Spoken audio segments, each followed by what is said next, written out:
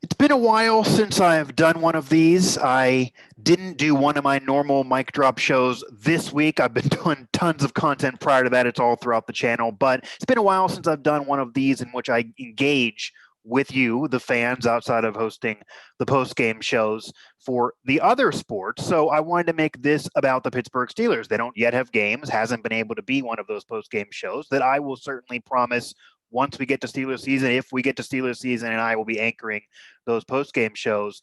But I wanted to do a little preemptive situation here for the fans to kind of explain the differences in media coverage this year and how odd it will be, but how the Steelers are making it as easy as possible for us, and kind of the news of what's going on with the Steelers and around the league. So here is a Steelers chat edition of Mic Drop on Pittsburgh Sports Live and, of course, SteelersNow.com. I'm your host, Mike Asti, as always. And anything you guys have on your mind is certainly fair game. I do find this funny, and I've covered him for years. He's been the annoyance of my professional career for years, even as the career has excelled. He's been around, and even no longer a member of a Pittsburgh sports team. He just seemingly gets all over the news and makes himself relevant to me to have to talk about. And that, of course, is Antonio Brown, who still blocks me on Twitter on my personal account, but nonetheless, and this isn't necessarily him putting this news out there as he normally does. This is the NFL doing it finally, as it's now been clear he would be suspended 8 games if and when he returned to the National Football League and was signed by somebody. That was a question mark. The teams who were interested in him in the last 6 months, since the Patriot debacle of that one game, and then not telling them what others maybe knew and what he should have told them. And we know the legal troubles. We know the Raiders before that. We know the Steelers exit. And if you don't, Steelers Now, search Antonio Brown, go to the Steelers Talk section, or go to Pittsburgh Sports Live and scroll back through all my shows, and I covered it ad nauseum. And it was an annoyance to me, but I had to do it, and you guys consumed it. Those numbers were off the charts, so we'll see what happens here. Regardless, no one knew what the number was going to be prior, and teams could kind of hang their hat on, oh, we're not going to sign him, or we're going to look at him, but we want to know the games. We're not sure of the games. They could even give his camp that that's the reasoning. Now that's all out there, and we are also on the heels of not long ago where he said that he was done with the National Football League. The risk was not enough for the reward, despite all the money he's made and the fact that he did get a mega contract.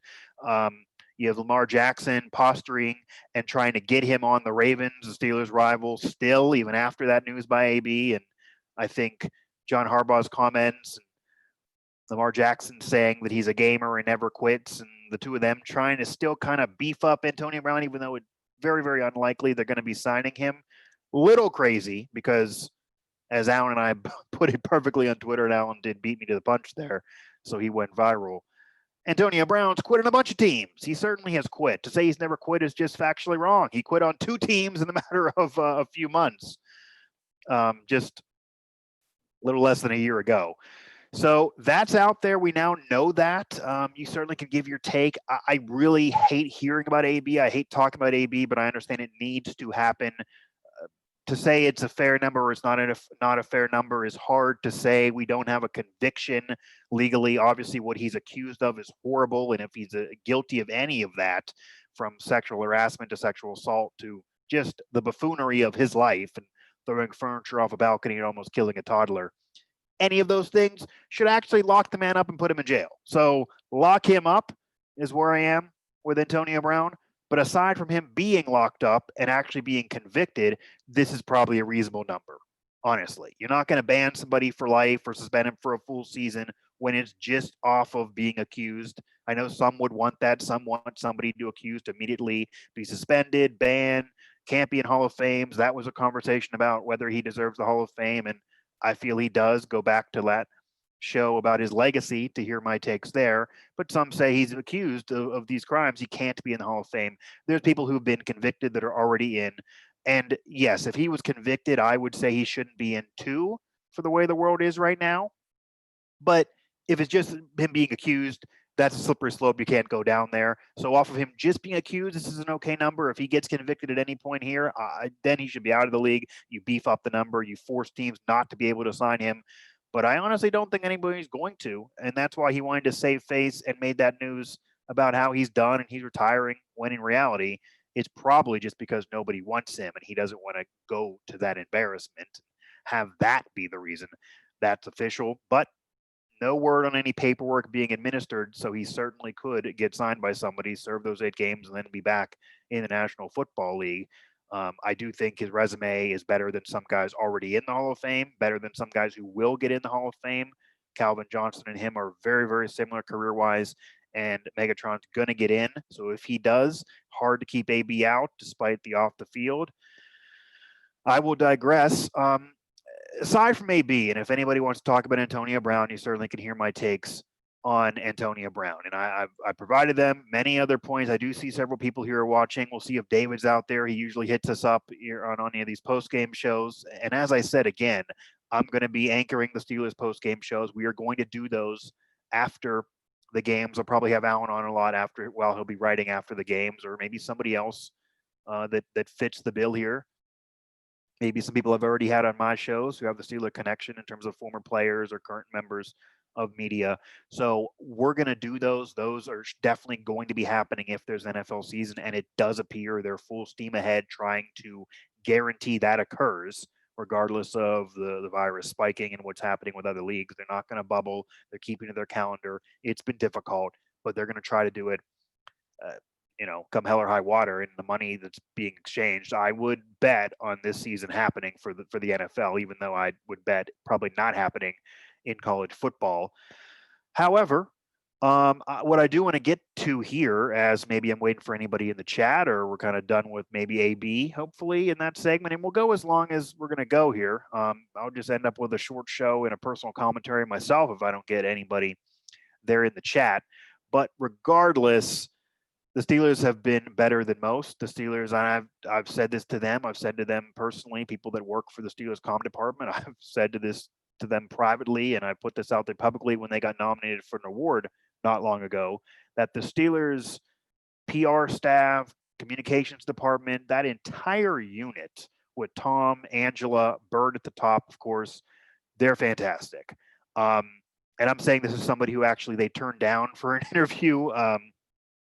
Just a few days ago, I was going to actually, and I'll put this out there, I was going to actually have Zach Banner on, and he was going to kind of combat what's been out there right now in attacks at him in media. That would have been a great show, I truly feel. That would have been, that's a tough pill to swallow to lose that opportunity, but no ill will whatsoever. I mean, that's just part of the profession. Those things are going to happen, and that's just because we're now into training camp. He needs to focus on football. He does not need to focus on speaking with Mike Asti or anybody else in Pittsburgh media. He probably needs to do less of that if he wants to continue to have his bigger role on this team. So despite that happening and understanding and having them all try to fight for me and still make that happen, but at the end of the day, it could not. So I will try to make that happen at some point in the future. We're still talking at some point in the future that may be occurring, maybe the bye week. Who knows? So that's going to be out there as a tease. It could have happened. It almost did. We'll see now if and when it can in the future. But they are fantastic in terms of replying, in terms of getting back to you. They're giving us as much as they can. And yeah, any new outlet's going to have trouble. You're not going to get a credential now. Any blogger out there who's never really worked professionally in media, doesn't have the resume as, say, Alan, Matt Geika now, who's a part of the Now Network, Mike Fakova can, who's heading things up, myself, any of us, we have solid media resumes prior to this endeavor.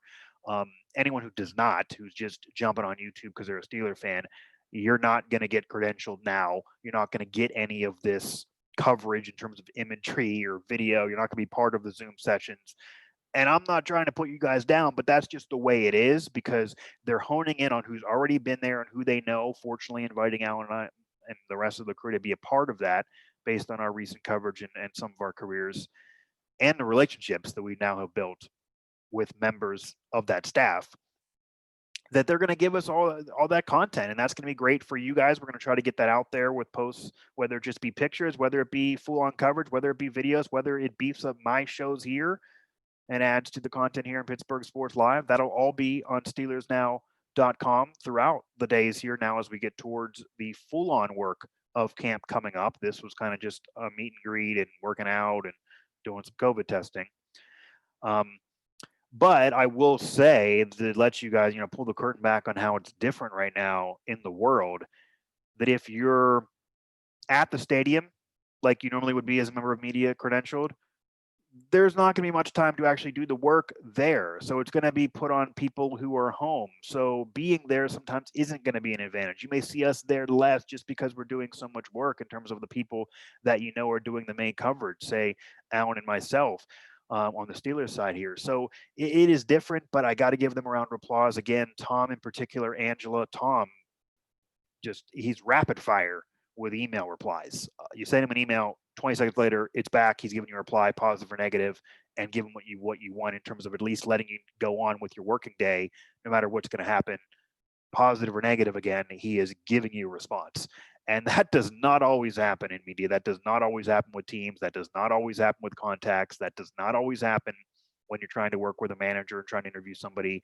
This team even gives you a progress report, for crying out loud. If you say, where's this picture? Where's this video? Did you get this? Can I get that? Because you are relying more on them than ever before. They are having to record the Zooms. You cannot, as a member of media, and then get those to you.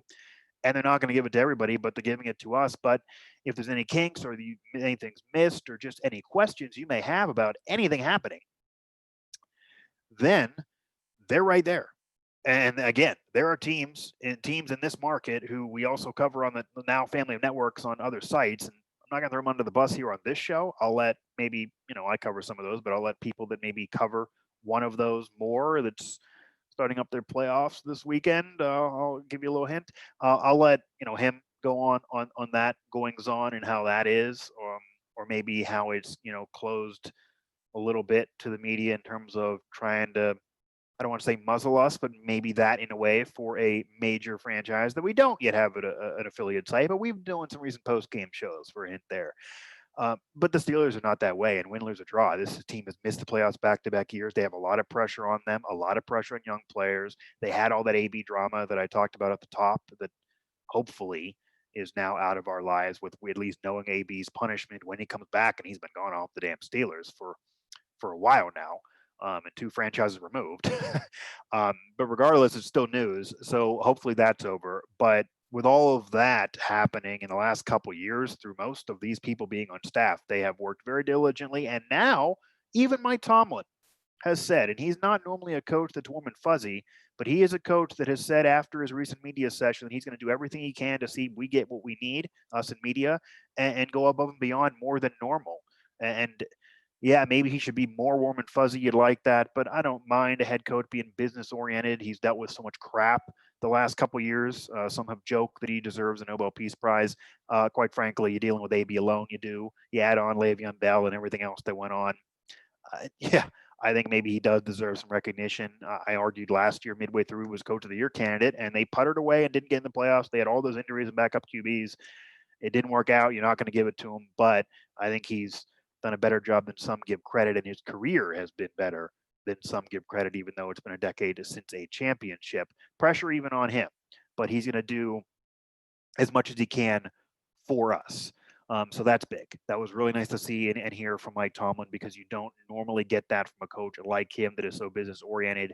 And maybe this type of world we're now in, maybe these times that we're now in, maybe the coronavirus COVID-19 world we're in with so much uncertainty, has created maybe some reflection even for Mike Tomlin, somebody top of his profession, somebody who doesn't have to really reflect to help us out any further.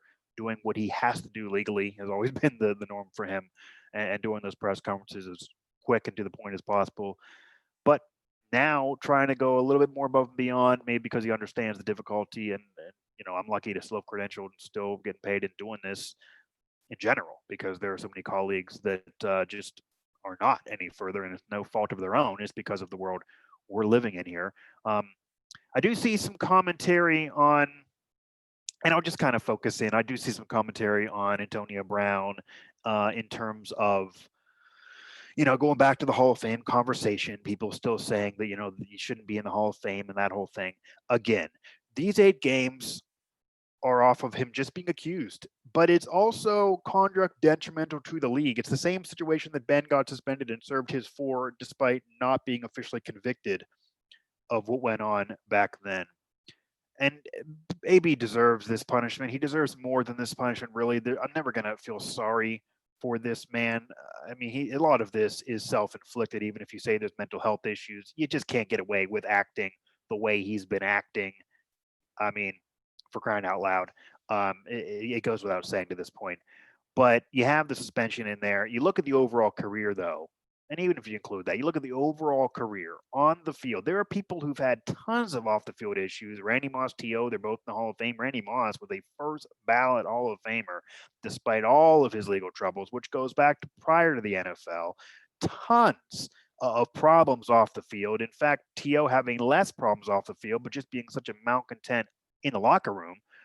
And those two guys, tons of issues, and you couldn't keep them out because their numbers, and they're on a different stature than To than AB. They did it for a much longer period of time. For me, they're two of the three best receivers of all time. Them and Jerry Rice, whose numbers blow them out of the water, of course. But so they had to be in. I think To should have been first ballot, like Randy Moss. If you're going to make To wait, you should have made Randy wait, even though they're both legendary, revolutionary players. But I hate keeping a guy out just for that, because the Hall of Fame is not about, it's not a Hall of Fame of great guys. It's not a personality Hall of Fame. It's not a mental sanity Hall of Fame. It's not a who has done the most humanitarian work or better for the society Hall of Fame. It is the Pro Football Hall of Fame. And the chunk of 6 years that AB put up are some of the best 6 years in NFL history. And if he had a longer career, those numbers that everyone's saying, well, they're not gaudy overall. Well, the man really only played about 11 years in the NFL. And you might be able to swipe out some of those years because there's just been so much drama involved. If he had as long of a career as T.O. Randy Moss, then of course those numbers would even be greater. But you look at that 6-year prime chunk, it's like Sandy Koufax in baseball. You can't keep him out, even though it wasn't a long career. Terrell Davis, seeing success eventually with those voters on a very, very small chunk of a career because of injury. But there have been players that have had small chunks that still got in, and AB's small chunk is not like 3 or 4 years. This was a 6-7 year body of work prime that was legendary, and his overall numbers are still pretty good. I mean, this guy fails to get 1,000 receptions, but not far. The yards are there, the touchdowns are there, the single seasons are there. Again, he was the best receiver in football for a chunk of time for several years, really before this drama got crazy. He did do a lot for the game in terms of even setting a new number financially. And he worked his behind off to get to that point. This is a guy out of Central Michigan. So his legacy could have been a small school guy from humble beginnings down there in South Florida, who really had to work hard, who did not have the hype around him, who went from being a middle-of-the-road receiver on a good Steelers Super Bowl appearance team to then being all the way later, even though they didn't win a ring, the best receiver in football. And you can't hold the not winning ring against him, because while he was in his prime, nobody else in the Steelers won a ring either. Ben and Bell didn't get one at all. Ben didn't win during that period of time, and neither did Tomlin. And the team, while very, very talented, the team failed together. You could say the Patriots dynasty, but they failed together. It's a team sport. They should have got one out of that chunk, despite what New England was doing. They did not. That sucks for them, and that's a disappointment as a team from that era of Steelers football. But it's not on AB only. It's a little bit much to say that it's on AB only. So that doesn't happen for him, and it sucks that he said his career achieved everything you could imagine, because if you don't win a ring, you did not achieve everything you could imagine that, or you hope he was dreaming for. And again, I still see some people here in the chat, so feel free to give me some more. I'd love to get questions that aren't focused on Antonio Brown's Hall of Fame conversation in that debate. Anything about the Steelers in terms of players with the most pressure, in terms of conversation on Juju and Connor, Ben, Mike Tomlin. I will go at this a little bit longer, but I got to see more activity there in the chat to keep on moving here. Otherwise, I'm going to cut this short, maybe do some editing and make this just a commentary. Regardless, we do have some people there. I'm seeing you're watching. I'm not seeing you over there. Normally, I get some chatters, and it's been a while since I've done this, and it wasn't that timely, I will say. So maybe this is on me in terms of timing, because I got more activity after a Pirates post-game show at midnight. So, and they did not perform well in that one. That was 3-0. That was a loss with, no runs off one hit and an error. So I think more would happen here. But regardless, to answer what we did get about AB and that debate there about his Hall of Fame and saying that he shouldn't be in because of the off the field or he didn't do enough overall. Again, if Megatron gets in, you got to put AB in. Michael Irvin got in. I know there was more team rings, but Michael Irvin got in, worse numbers. There are receivers with worse numbers than AB in the Hall of Fame. And I'm not talking about guys who performed 30, 40 years ago in a different era. I'm talking about guys that are around the same era, Michael Irvin prior, but around the same era, got in with worse numbers. So just on the field, the Pro Football Hall of Fame. It's not the good guys Hall of Fame. He deserves it there. And you got to celebrate the game. You got to talk about the game. You got to have it be a museum. If it's a museum, and other sports get it wrong, but if it's a museum, it's hard to leave him out. The best receiver in football for several years. But if we don't get a conviction, I can't just use that. An accusation's not enough for me. That's a slippery slope. If you get a conviction, that's another story. He's not the best dudes. I don't think that's anything that he's not aware. I think of him, and that's not any breaking news to anybody. But on the field, hard to say no. What I will touch on here, as I do wait to see if any more activity happens there in the chat, is to just touch on, kind of what to look at for this Steeler team, because they made some interesting moves recently. Aside from obviously what's going on in terms of our work with the media trying to cover this team, the difficulty there, and I did want to give DAP at the top of the program to the Steelers staff again, Tom, Burt, Angela, and so on, Alyssa as well, for what they've done to make it easier for us, and they deserve that recognition. But the running back position is a major thing that I'm looking at right now. Signing Smallwood, that out of WVU alum, glad to have him in Pittsburgh, but just a bit weird. They have a lot of running backs on the depth chart now. They draft McFarland. I did a whole show on that with Adam Zielanka from the Washington Times. That's through the channel. That's on Steelers Now. It's a great analysis of what he is and what you can expect out of him from somebody who covered him while he was at Maryland. You can't expect him to be the top guy. Adam agreed with me there. I wouldn't expect that.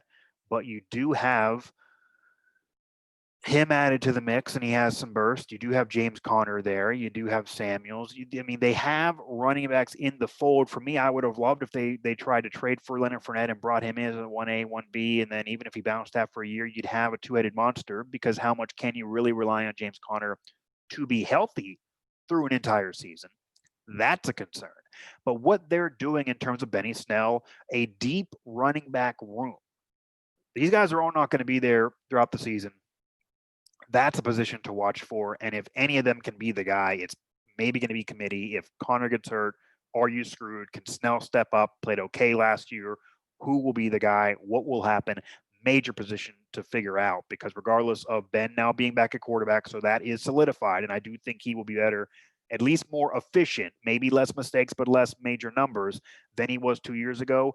And really 70% of Ben is still better than those backups. So that helps that. The offensive line, got to protect, but we'll see what happens with that running back room. That's a major thing to watch for. And that Smallwood signing was very, very odd and maybe very, very telling. I don't know if he's trying to push somebody, but this is a guy that has been in the NFL. The man was in the Eagles system. This is not some scrub who has not played in years and is just out of college. This is somebody who you normally would sign to make an NFL roster. It'd be weird to sign to just scrap away. So we will see what happens with that position, but a major thing to watch for.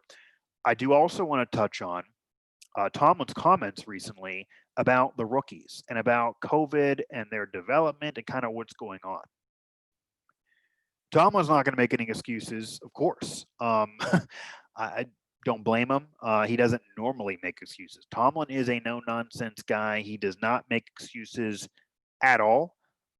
He never will, whether it be losing a game, whether it be dealing with drama, whether it be what happened with the national anthem, whether it be what's happened with AB during that season with Le'Veon Bell and when he wasn't there. Tomlin is not going to make excuses. Just won't do it.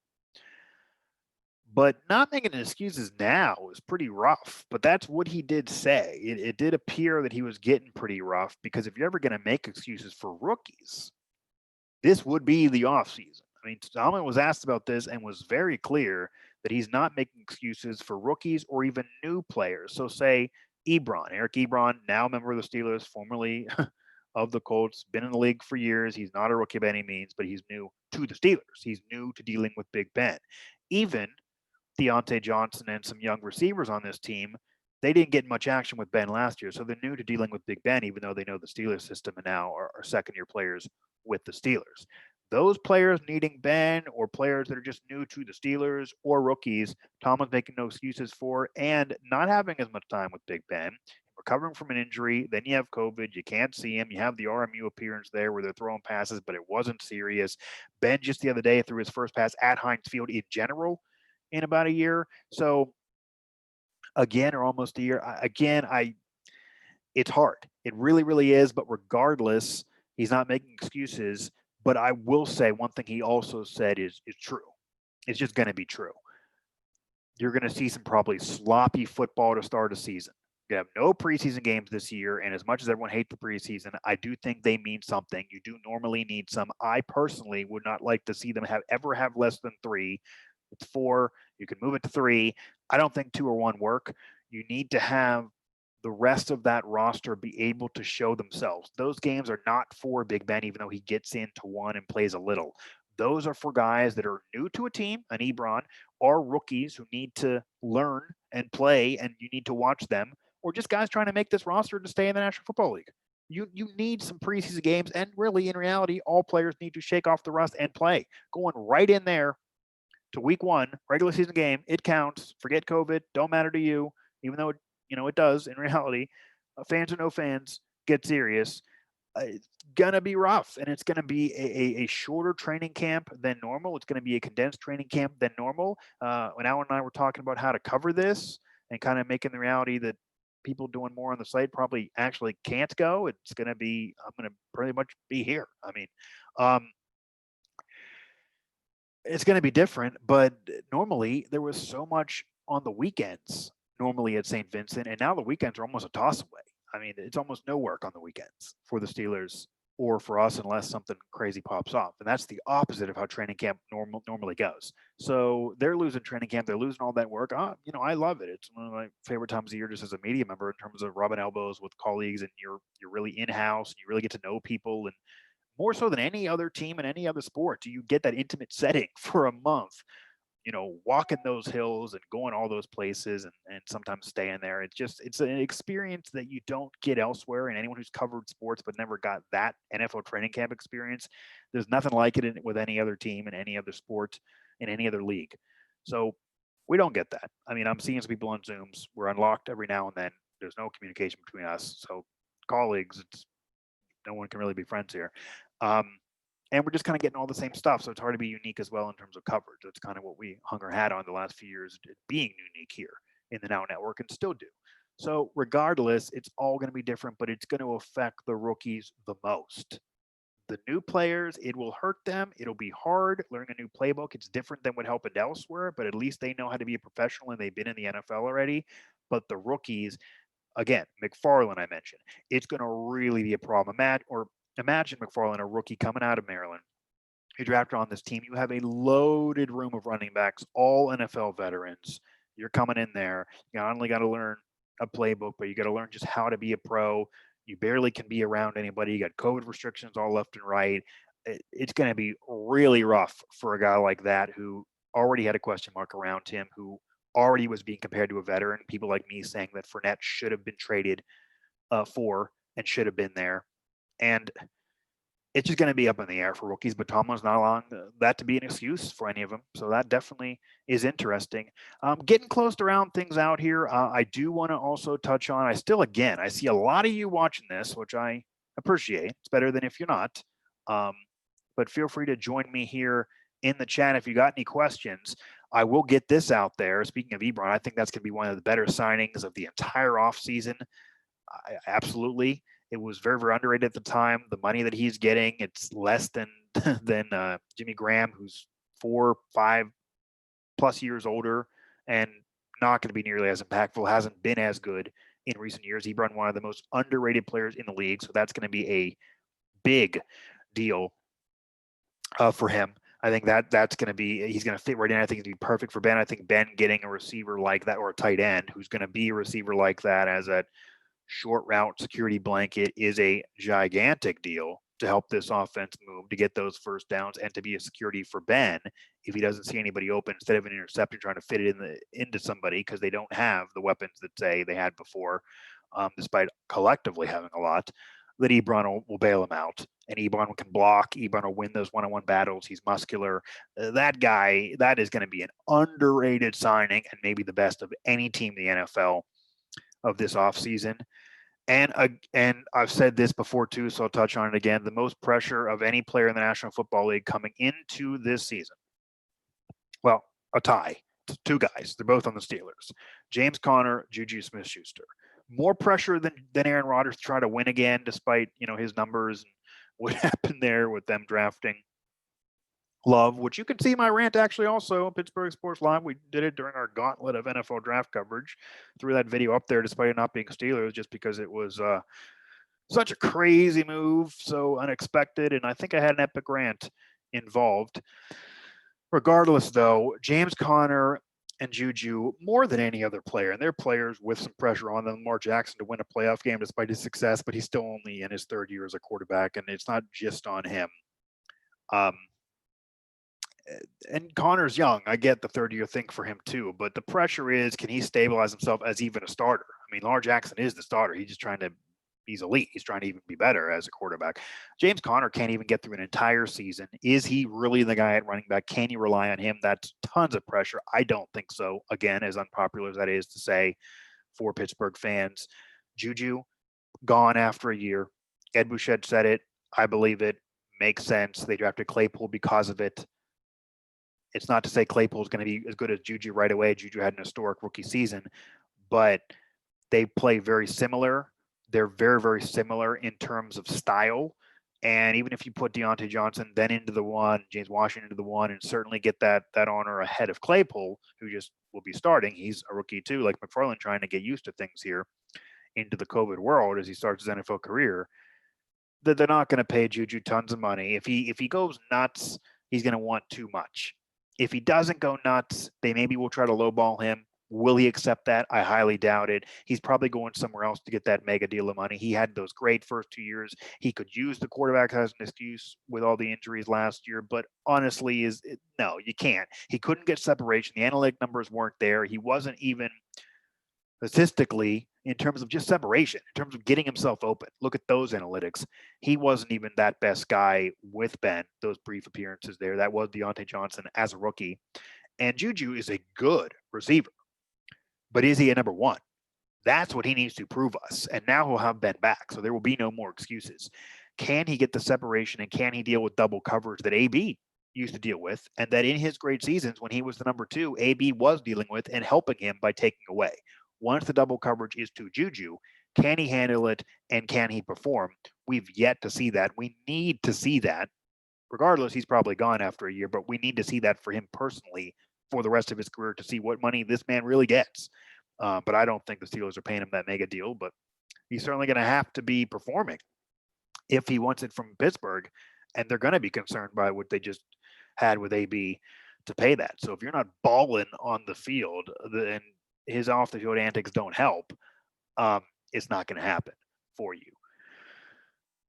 See if I have anything else out there. Again, I got a lot of people watching this, not a lot of activity in the chat. That is okay. That is okay. I'll try to do more of these, probably do another one of these next week, maybe early in the week, because I didn't get much action with you chatters here right now. Again, we got a lot going on here on the channel. We have post-game shows mostly for the Pirates, but we're also going to do those for the Penguins throughout the Stanley Cup playoffs. Again, I'm going to anchor, and I promise, the Steelers shows after Steeler games, and maybe with Alan or maybe some other guest as he's writing for the site.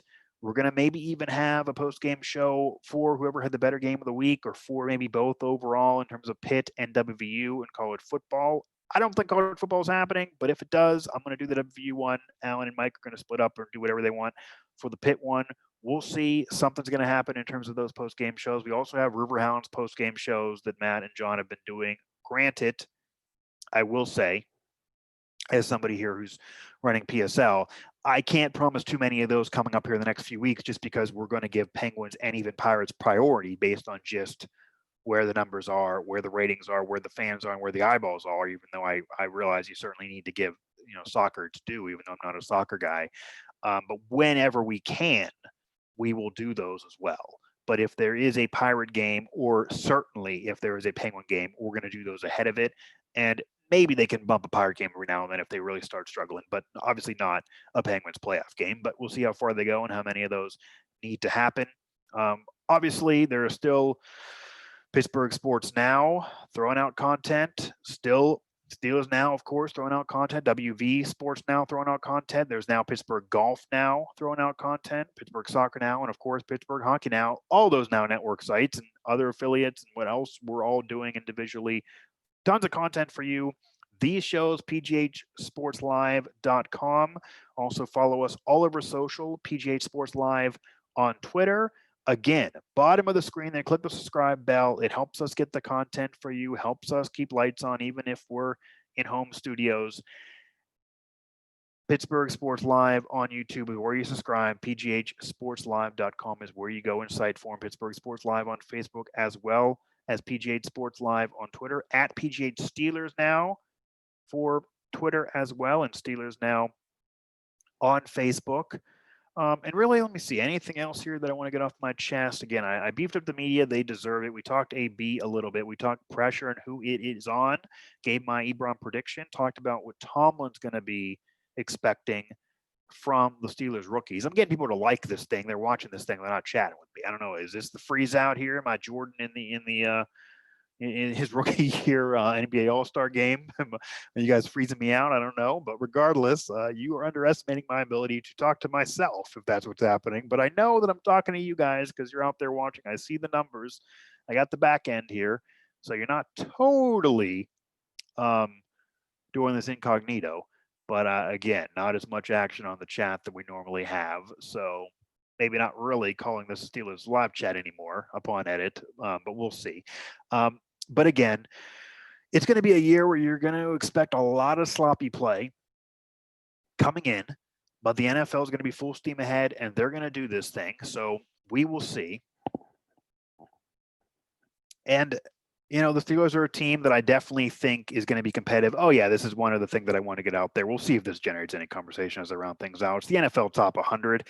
I'm not going to do a show on this. I'm not going to spend even an entire segment on complaining about the Top 100. It is a list that is by the players. So for all the players out there who criticize us in media when we make lists and say we don't know what you're talking about, well, you, the players, voted on the NFL Top 100. Okay? You, the players, voted on the NFL Top 100. Your NFL Top 100 list that you voted on sucks. It's not good. I mean, it's an okay list every now and then. There are some guys, Steelers have had some players in there. I think TJ Watt at 25 is not ridiculous. I think he should be better than that, but that's not ridiculous. Probably a lot of offensive players prior to that. But why are you guys clinging to all offensive players when you say you should be fair in terms of who's better players, offense and defense? It's defensive players voting too. None of you guys get votes in. You're voting for offensive players when you're on defense, and then you're complaining. That's a little ridiculous. Cam Hayward, 84, better than where he was 88 last year, but should have been more of a jump. This is a veteran. He's in his prime. He's a leader of the team, and he had an historically great season for him, one of his better years of his career, and you barely move him. That doesn't make much sense. We'll see what happens on the rest of the list. I mean, obviously, the gaping thing is Patrick Mahomes already having a career that's going to make him one of the best quarterbacks to ever play. He's certainly on that pace. It's a Mike Trout level pace in comparison for what Trout's doing early in his career that's already making him maybe the GOAT. Patrick Mahomes is leaning in that direction for quarterback position in the NFL, being so young. Just signed that mega deal is not even the word. Just signed that crater of a deal for the galaxy. I don't know what I want to say, but it's a deal, mega deal on steroids. And I'm not saying he is, but that's the deal that he signed. Deserves it. He's now also going to be a part owner of the Kansas City Royals, so he's big in that area. He's owning teams. He's signing big deals. He's on every endorsement you could want. He's a Super Bowl MVP. He's an MVP of the league. He's a Super Bowl champion. He's a leader of your team. He is a leader of an historic franchise that just now won their first championship in 40-plus years. He has a Hall of Fame coach that he's playing for. Granted, we don't know how much long. Certainly not the whole contract, but still a very, very good team, a very cohesive unit, a stable organization. He is one of the faces of the league. He's an elite player. The numbers are there. It's not just like they're winning. The numbers are there. He is the driving force. Again, Super Bowl MVP, MVP of the regular season, historic type numbers when he does put them up, and the mega deal. So Patrick Mahomes is all that. And number 4, it seems like anybody, player, media, fan, somebody who just barely watches at all, a casual observer, somebody who maybe is drunk while they're consuming this, I think would tell you that Patrick Mahomes deserves the spot as number 1. You could say you don't always want to be a quarterback, but if you're going to put it as a quarterback, it got to be him. And it usually is a quarterback who is said to be the best player if he is the MVP, especially if he just wins a ring, especially when he's the best player on that team and he's the driving force to get there. They have all the pressure. They get criticized when they don't get it done, as they should, but they should get the accolades when they win, and they usually do, except for here. Patrick Mahomes, 4th overall for NFL best player. Little crazy. Even if you're just coming off of last year and you're doing 2019 year and not overall, Patrick Mahomes just won the championship this past year. It's not like it was 2 years ago. So again, Patrick Mahomes at 4, little crazy, should be 1. And then Lamar Jackson getting a bump above him, that's just asinine. Lamar Jackson, obviously an MVP as well. He deserved that. He's been a great player, but he has not won a playoff game. He does have pressure to do that. There is a lot around him as well, even if not as much as Mahomes, but it's not like Mahomes' team is perfect. There are holes there.